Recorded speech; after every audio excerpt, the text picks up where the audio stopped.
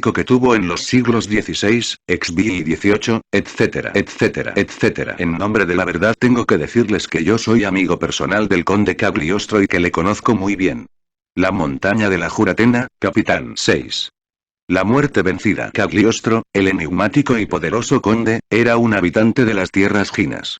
Vivió en las épocas de Jesucristo. Fue amigo personal de Cleopatra, trabajó para Catalina de Médicis, fue el conde Fénix en Rusia, etc. Ese hombre era inmortal, ese hombre curaba enfermos, transmutaba el plomo en oro y hacía diamantes. Dícese del conde Cagliostro, que aparecía y desaparecía instantáneamente. A los pobres los curaba sin exigirles pago, pero a los reyes, a los príncipes, les cobraba fuertes sumas de dinero. El enigmático y poderoso conde de Cagliostro había recibido el elixir de larga vida. Milarepa. Doctrina secreta de Anahuac, capitán 3, levitaciones místicas. Si enfrentamos a campo través la historia de los Ginas, hallaremos en el Tíbet oriental a Milarepa, venerabilísimo y sorable maestro, Inclitotar, que como cualquiera de los 60 ancianos de Moctezuma, sabía levitar en la cuarta dimensión. Perfecto adepto de mágicas facultades, tuvo la gracia de poder atravesar y visitar innumerables paraísos sagrados y cielos de los Budas de compasión, donde, por la virtud de sus omniabsorbentes actos y extraordinaria devoción, los dioses que rigen esos dichosos lugares le favorecieron permitiéndole expresarse acerca del Dharma. Misterio del áureo florecer, capitán 14, poderes tátbicos. Habiendo obtenido conocimiento trascendental en el control de la naturaleza etérea y espiritual de la mente, se sintió capaz de dar demostraciones de ello, y a tal efecto pudo volar por el cielo, caminar y descansar en el aire. Fue capaz, también, de producir llamas y hacer surgir aguas de su cuerpo, transformándose en el objeto que desearé, demostraciones que fueron capaces de convencer a los descreídos y tornarlos a los senderos religiosos. Comandante Montenero. Curso zodiacal, capitán 3, Géminis. El sublime gurú Iracocha, maestro Arnoldo Krumeyer, nos habla en su novela Rosa Cruz de los estados de Ginas, nos describe el sabio Krumeyer al comandante Montenero recibiendo de manos de un ujiero sirviente una esquela. El comandante de Montenero suspiró y dijo: por fin. Luego salió del castillo de Chapultepec y dando vueltas por el camino de la montaña de Chapultepec silbó varias veces. Entonces un indígena condujo al comandante Montenero hasta el templo de Chapultepec. ¿Es este un fenómeno de la cuarta dimensión?, preguntó el comandante. Sí, mi comandante, el vulgo no se da cuenta de estas cosas, respondió el indígena. Así, con el cuerpo en estado de Ginas, fue como recibió Montenero su iniciación.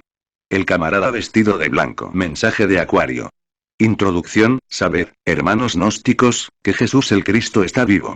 El Cristo Jesús resucitó al tercer día con su cuerpo de carne y hueso, y todavía vive con ese cuerpo de carne y hueso en Zambaya. El país secreto del Zambaya se halla en el Tíbet oriental. Allí el maestro tiene su templo. Con él viven muchos otros maestros que también resucitaron y conservan sus cuerpos desde edades antiquísimas. El maestro adorable, Jesús el Cristo, ha estado muy activo y ha trabajado intensamente ayudando a la pobre humanidad doliente, él es el jefe del movimiento gnóstico. Él es el supremo jerarca del águila. Aunque parezca increíble, el adorable Salvador del mundo, estuvo trabajando como enfermero en los campos de batalla, durante la Primera y Segunda Guerra Mundial.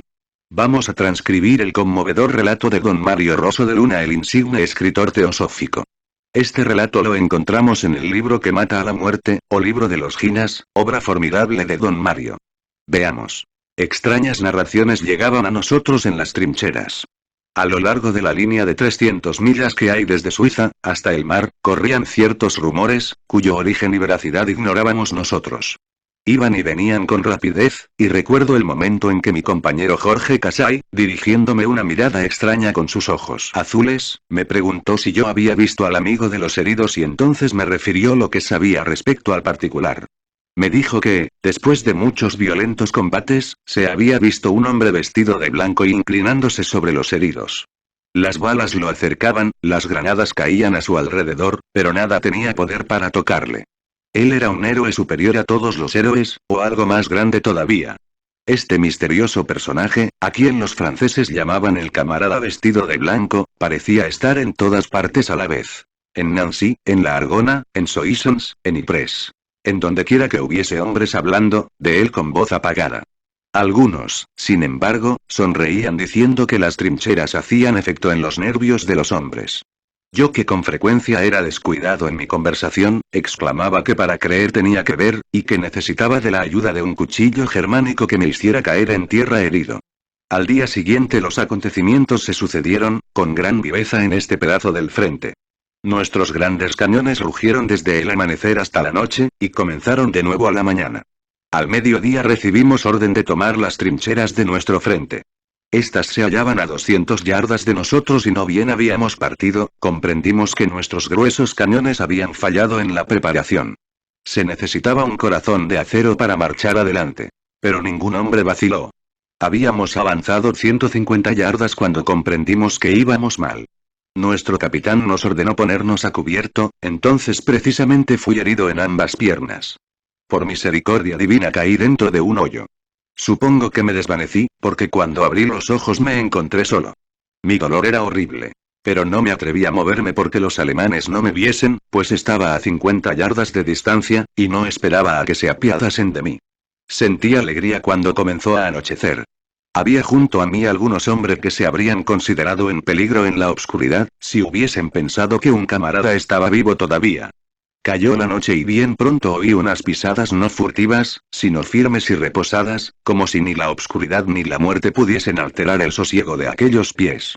Tan lejos estaba yo de sospechas quién fuese, el que se acercaba, aunque percibí la claridad de los blancos en la obscuridad me figuré, que era algún labriego en camisa, y hasta se me ocurrió si sería una mujer demente.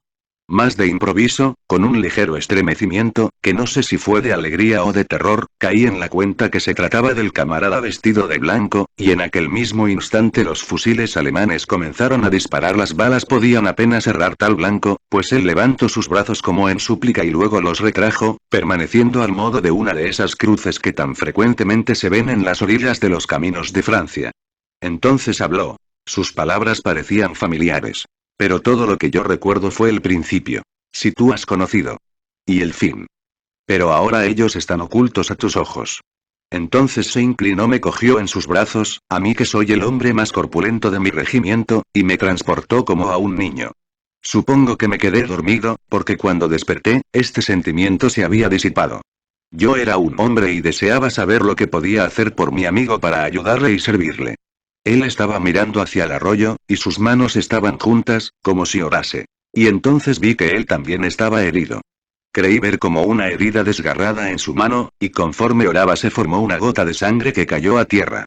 Lancé un grito sin poderlo remediar, porque aquella herida me pareció más horrorosa que las que yo había visto en esta amarga guerra. «¿Estáis herido también?», dije con timidez, quizá me oyó, quizá lo adivinó en mi semblante. Pero contestó gentilmente. «Esa es una antigua herida, pero me ha molestado hace poco». Y entonces noté con pena que la misma cruel marca aparecía en su pie. Os causará admiración el que yo no hubiese caído antes en la cuenta. Yo mismo me admiré. Pero tan solo cuando yo vi su pie, le conocí. El Cristo vivo. Yo se lo había oído decir al capellán unas semanas antes. Pero ahora comprendí que él había venido hacia mí, que le había distanciado de mi vida en la ardiente fiebre de mi juventud. Yo ansiaba hablarle y darle las gracias. Pero me faltaban las palabras y entonces él se levantó y me dijo. «Quédate aquí hoy junto al agua. Yo vendré por ti mañana. Tengo alguna labor para que hagas por mí». En un momento se marchó. Y mientras lo espero, escribo esto para no perder la memoria de ello. Me siento débil y solo, y mi dolor aumenta. Pero tengo su promesa. Yo sé que él ha de venir mañana por mí. Hasta aquí el relato de un soldado, transcrito por don Mario Rosso de Luna en su libro Que mata a la muerte. Este hecho concreto está demostrado hasta la saciedad que Jesús vive todavía con el mismo cuerpo físico que usó en la Tierra Santa. Saint Germain. Mensaje de Acuario. Capitán 30, el Buda Maitreya, otro que se realizó con la magia sexual, fue San Germán. El conde de San Germán, maestro de Cagliostro, se rejuvenecía de voluntad y aparecía y desaparecía instantáneamente cuando menos se esperaba. El conde San Germán hasta se daba el lujo de pasar por muerto, y entrar al sepulcro para escapar luego, con su cuerpo en estado de ginas. Por lo común esos maestros que tragaron tierra, cumplen su misión en algún país, y luego, se dan el lujo de pasar por muertos, para cerrar un capítulo de su vida inmortal. Saint Germain, según las memorias de cierta aristocrática dama, contemporánea de Luis XV, y que hasta 1823 se le apareció muchos años después de muerto completamente joven para predecir la Revolución Francesa y la trágica muerte de Luis XVI. Entonces Saint-Germain señaló a los pésimos ministros franceses y desafió sus iras haciéndose invisible a voluntad, e imprendible. Saint-Germain fue el músico rival de Paganini. Paganini es un mago negro. Saint-Germain tiene el don de lenguas. Habla correctamente todos los idiomas del mundo. Este gran maestro fue consejero de reyes y sabios. Leía en pliegos cerrados, aparecía y desaparecía como el rayo. Transmutaba el plomo en oro y fabricaba diamantes vivificando el carbón. Se creía que había nacido en Jerusalén y que tenía una edad de más de 2000 o 3000 años.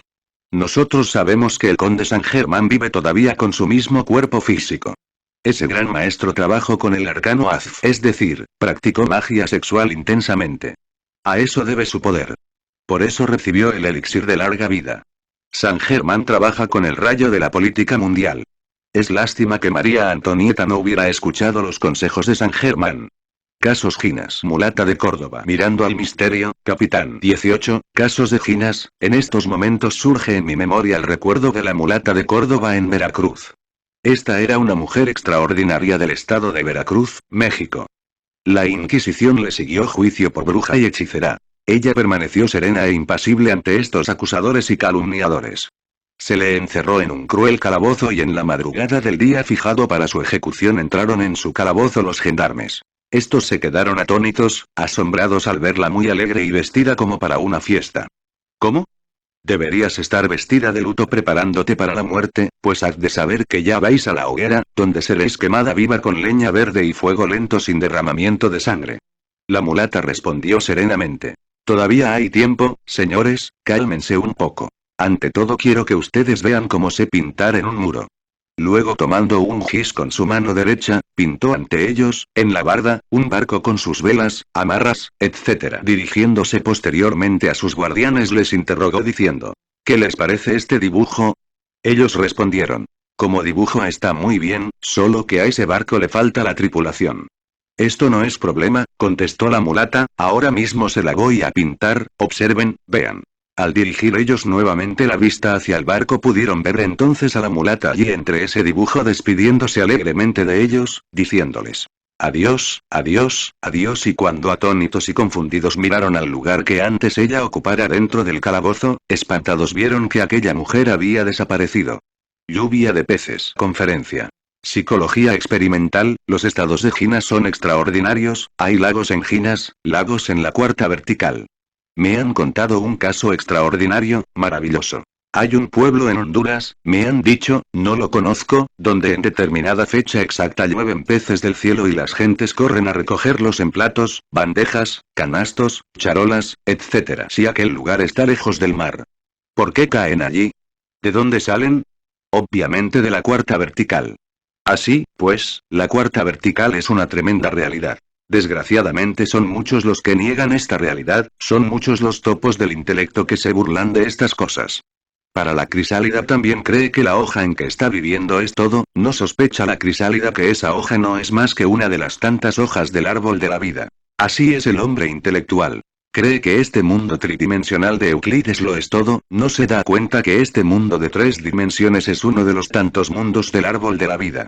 Hombre sin cabeza. Mirando al misterio, capitán. 4. Narraciones psíquicas. 7. Un bohemio que acostumbraba a vivir en las tabernas, un día al salir de una cantina para dirigirse a su casa, sintió un ruido extraño que venía detrás de él. Al mirar hacia atrás, vio una figura humana sin cabeza que lo seguía a cierta distancia. El hombre echó a correr dando gritos, con los cuales salieron las gentes de sus casas a auxiliarlo. Al llegar cerca de su casa cayó privado del conocimiento.